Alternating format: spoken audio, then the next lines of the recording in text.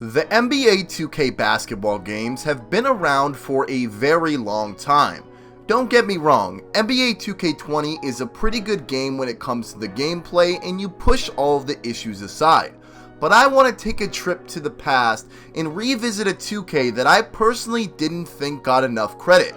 And that 2K we're going to be talking about in today's video is NBA 2K17. NBA 2K17 was released on September 20th, 2016, which is later than the date that 2K releases its games now, which is pretty interesting.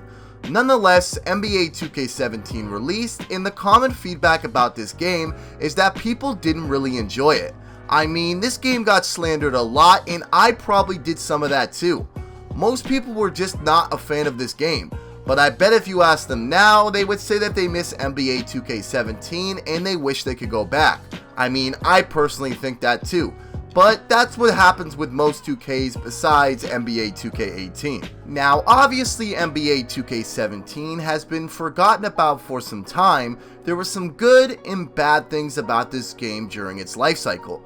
Now, I am a park player, so I won't be touching too much on my team, so I apologize if there's any my team fans watching this video, but feel free to leave your opinions on my team in NBA 2K17 in the comments section below. NBA 2K17 was the year that everyone was expecting an overhaul to the park, and that obviously didn't happen, and people weren't too happy about it, but eventually they got over it, kinda like what we're doing now.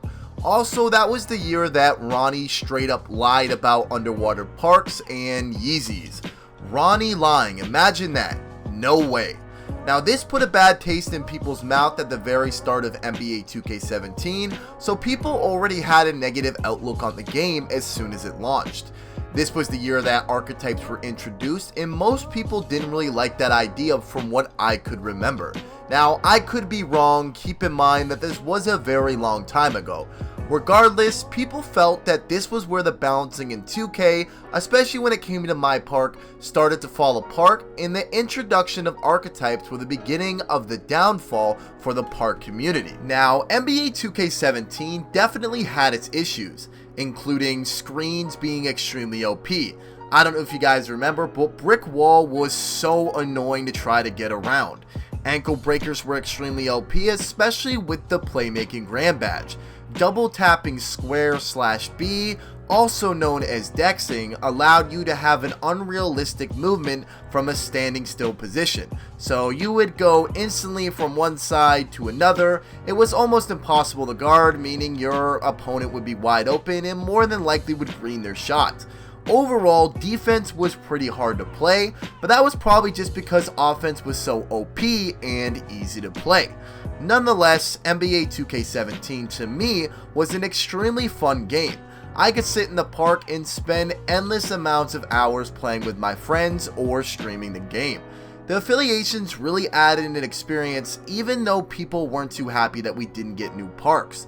Traveling to Rivet City, Old Town Flyers, Sunset Ballers, those were amazing times. I personally remember hooping at the Rivet City courts and there being chain nets that I absolutely loved. 2K17 was also a great year for ISO players as we saw a lot of YouTubers blow up that year from dribbling alone. Rival Day added an interesting experience for people to showcase their loyalty to their affiliations. This is why I and the majority of the community stress so much about how important it was to keep the affiliations, because it added that extra feeling of belonging to something bigger than just loading into the same old boring neighborhood. Ultimately, this would unfortunately be the last year that we would ever have affiliations. Quick little F in the comment sections there. Another thing NBA 2K17 did extremely well was the park rep. It was perfect minus the fact that the jetpack was actually better than the final rep award you got. It was the second best rep system behind NBA 2K16 in my personal opinion. When it comes to NBA 2K17, I definitely think it was hated on too much for how good of a game it really was.